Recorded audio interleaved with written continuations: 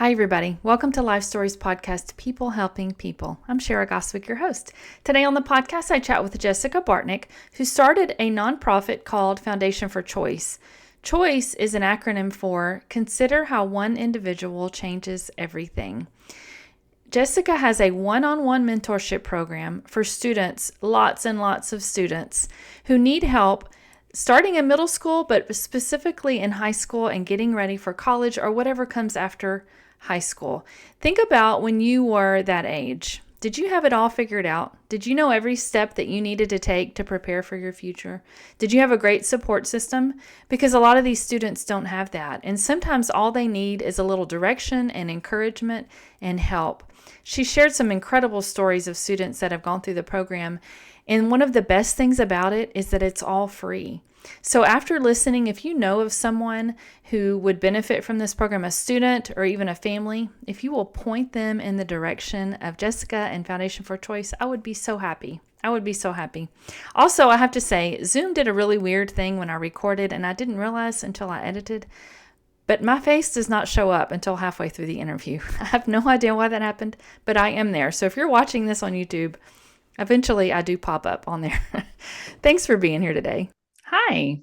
Hey, hello. How, How are you? I'm good. How are you? I talk to people who are helping people all over the world, and what you're doing is really powerful. This foundation that you started, it's a big thing to take on, I think, for somebody. And it's you. What were you doing before you started Foundation for Choice?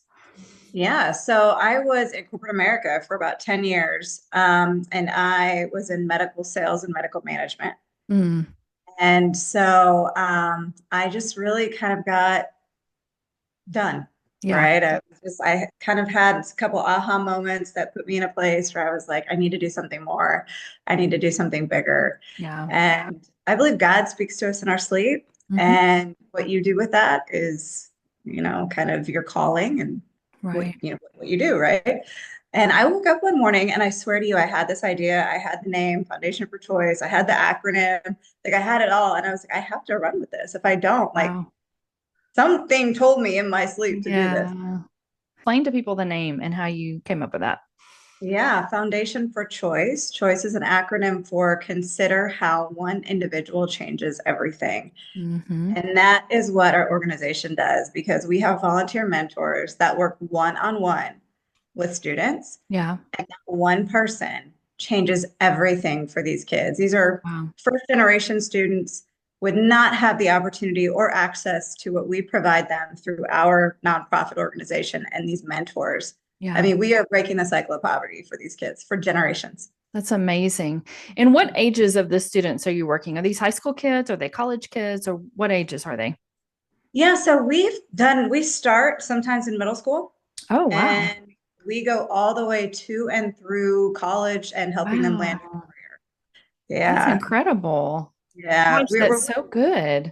Yeah, we have one organization that we're working with that wants us to kind of launch a elementary mentoring Oh program, my which goodness. would obviously look way different than high school or college mentoring. Yeah. Yeah. Um, but start them as young as you can to kind of build the foundation. So when they get up to high school, Sure. have it. That's so good. They need that. They all need that so much. So I know you have a 27-week one-on-one mentoring program. What does that look like for a student? Yeah. So we break it down into three different 9-week projects, Okay. essentially. So the first 9 weeks is and this is for our high school program. First 9 weeks is let's prepare you for college. Let's pick your top 5 colleges. What do they look like? What's the acceptance criteria? And what's your current GPA, SAT score, this, that, or the other? Um, okay, are these your top 5 colleges? Or maybe we need to select 5 alternative colleges. Let's give you a Yeah. second plan A, right? We teach them how to address an envelope. We teach them how to send a professional Wow. email. And I always thought, teach them how to write an email. These kids know how to do it. They're like, oh, what was the subject line for? I had no idea. Wow. Right. um, yeah. So it's been very eye-opening, the things that we've added and learned and even taken Yeah. away throughout the years. But so that second 9 weeks is called Research a Business, where we match every single one of our students with a local business similar Mm. to what they want to study in college. Wow. And this is amazing. It's everything from a children's theater to, a large Fortune 10 organization. Yeah. And so they have 3 phone calls with what we call a business champion, and it's job skills, conflict resolution, and then they have a mock interview, and then they get to go to their place of business Yeah. and kind of do like a professional experience for a half a day. Wow. And that's amazing Yeah. because it's like, let's show you what a college degree really provides. Because a lot of Right. these kids, like their moms and dads are manual labor, food service, right? Sure. They don't really get to see what the other side does. Like, why get a Yeah. college degree? Because you don't know what you don't know, right? Yeah. And then those third 9 weeks is let's either plan for life after high school. If you're a senior, let's Right. help you plan. Like, let's do financial analysis. Okay, awesome. You have, $50,000 in college funding, but you want to go to UT, and that's going to be about Right. $60,000 a year. Yeah. Yep. And so now most of our students do average, well, all of our students average of about $63,000 each in college funding. Wow. So I mean, we're eliminating the barrier of funding for them. Sure. And then for the other grade levels, it's more, okay, let's plan for next year because next year is one step closer to college. Yeah.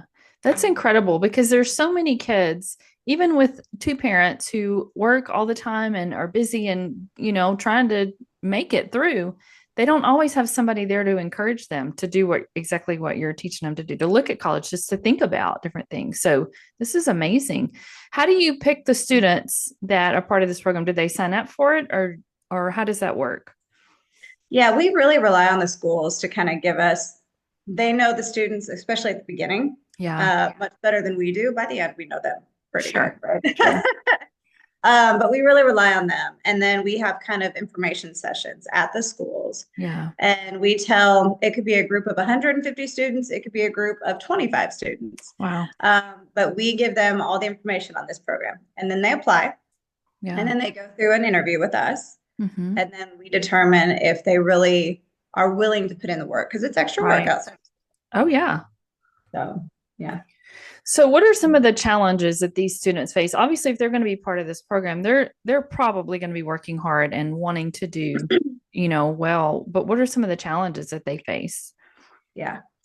I mean, there's a lot. Yeah. These are, they have different barriers. Like most of these families that we work with probably have a one-parent household. Yeah.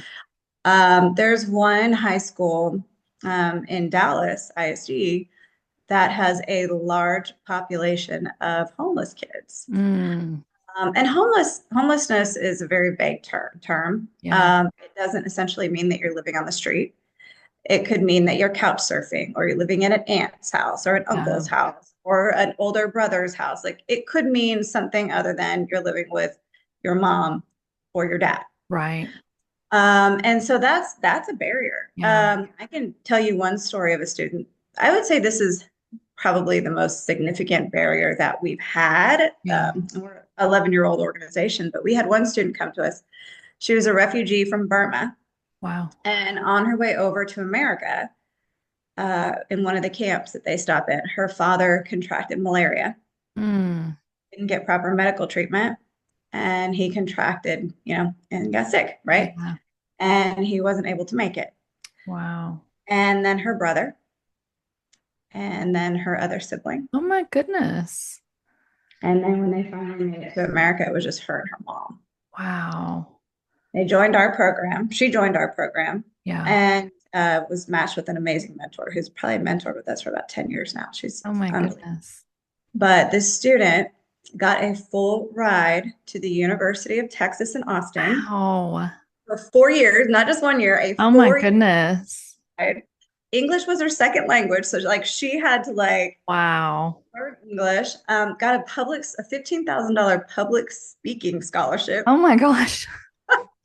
That's incredible. I know. And then she's in medical school right now because she wants to work for an organization like Doctors Without Borders, so Yeah. she can provide medical kind of service that her family didn't get. Gosh, that's so inspiring. Is that the favorite part of what you do and the most rewarding, do you think, seeing those students come through this program and being successful in whatever they do? Yeah, 100%. Because when they come back, I had a student reach out to me on LinkedIn, Yeah. and he'd graduated from college and he has a great job at a bank and he's married with a kid, and he's like, "Thank you, Jessica. I couldn't be here without you." Wow. Um, it's it's not work. Yeah. Yeah, absolutely. So tell me about your mentors. How do you choose mentors to work with your students and what I mean, you told me a little bit about what they do, but tell me about them. Yeah, so they're all amazing humans, Yeah. obviously, who want to volunteer their time to Yeah. make a difference in someone else's life. And without them, this organization would not be possible. Our Right. amazing staff and our unbelievable mentors, which we have a couple hundred Oh my every goodness. That's yeah. awesome. Yeah. And as we continue to grow, obviously we need mentors to support the program. Yeah. Um, and I think we have like 400 or 500 mentors just this year alone. Mhm. Wow. The school's almost over, but yeah. Yeah. But they're all over the age of 21. We try to Okay. keep them, a little distant in age from the high school students, right? Yes. Yes. Um, Either college graduates or they are about to graduate college. Okay. And we have to make sure to keep this a safe environment because we Right. are working with minors. So Right. everyone goes through an extensive background check. In this program, is there a fee for this program for the students to join, or is this Completely free for complimentary? students. Wow. We do ask the schools to, help us out a little bit, Yeah. but we know that their budgets are tight, so they don't help us out much, if at all. Yeah. But Yeah. um, we do ask the schools because when they're bought into it, also, then we Yeah. can also get kind of different type of support from them, which we Yeah. need. Because these meetings with mentors and students happen during school hours. Okay. So they go to the school either before school, after school, or during lunchtime. Okay. We keep it a very safe environment. Right. There is no going to anyone's home, Right. no just being alone, Right. right? Mentors and students do not get to be alone anywhere ever. Right. That is against our policy. But yeah, so we're primarily funded by donors and our generous donors and corporations, That's grants. amazing. Yeah. So it's one-on-one in person. Does that mean it's just in the Dallas area right now, or do you have people all over? Yeah, so we're just in the Dallas area this school year, but Uh-huh. next school year we're going to South Texas, Okay. and we're going into two different states also. Wow. So we had this plan. Yeah. We were planning to grow in 2021, Oh, wow. Yeah. and then the world shut down in Yes, it 2020. did. Education did. Yeah. Um, and so it was really hard to kind of keep our plan in place. Yeah. And so I feel like I would say this school year is honestly probably the first one that's been completely back to normal. Wow. Mm, Yeah. It's taken everybody a while to kind of get back in the groove. So, yeah. looking back over all the years that you've done this, I talk to a lot of people that start nonprofits and everybody has different advice. What is some advice you could give to somebody? Because you were passionate about this, like you knew this is something you had to do. What advice could you give somebody that wants to start a nonprofit or has that thing in them that they like, I know I need to do this? Yeah. Do it. There you go. Do it. I would say my biggest, I would say champions that forced me to do this Mhm. were the people who told me I couldn't, Yeah. right? And not the ones that said I couldn't, but the ones that said, "Don't do it, Jessica. Right. There's so many nonprofits out there. It's a saturated market." And I was like, "I'm going to show you," right? But definitely do it and learn the hard way. You Yeah. know, learn how to do it the hard way because that's what makes you stronger and better. Absolutely. I love it. I continue to be amazed at people like you who are, there's no reason. Nobody told them they had to. They're not forced. They choose to do incredible work for other people. And I love it. I love getting to talk to people like this. Is there anything I haven't asked you about that you want to tell me about? Well, first, thank you for putting people like us on your I am podcast to help. happy to. I am happy to. Thank you for this. No, I mean, I'm just so thankful for the ability to do what we do. And, Yeah. thankful for my husband who said, Yes. Jessica, of course you can quit your six-figure income corporate America job to start a nonprofit. Right. That's love right there. He is a man, right? Yeah. But yeah, so I'm just very fortunate for everyone who makes this possible because it's a community and it is a lot of people. I mean, if we have 400 or 500 mentors in a school year, Right. we have 400 or 500 students and we have 400 or 500 business champions, Right. right? I mean, we've helped thousands of kids Yeah. since 2014 break the cycle of poverty, Wow. generations to come. Yeah. And like I told one of our students that graduated college, has a great job now. I said, your child, all of your children will never have to face the same barriers that you did because you just changed your entire family Yeah. forever. Yeah. That's amazing. So if there's a student or a parent listening that wants to be a part of this, do they have to go through their school to sign up to do this, or can they go to your website and sign up?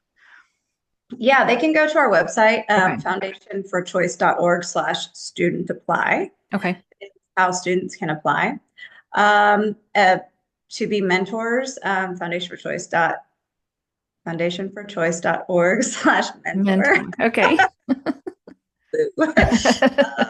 Or just go to foundationforchoice.org and hit the Yeah. mentor button and become a mentor and you can Okay. apply.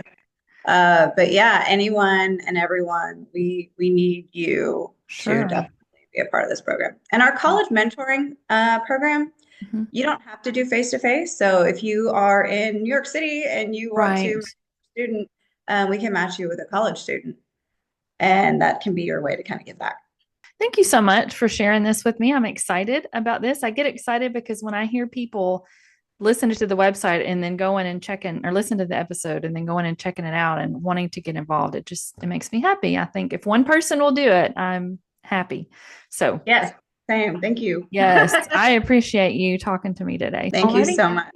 Absolutely. You enjoy the rest of your day. You too. Take care. Okay. Bye-bye.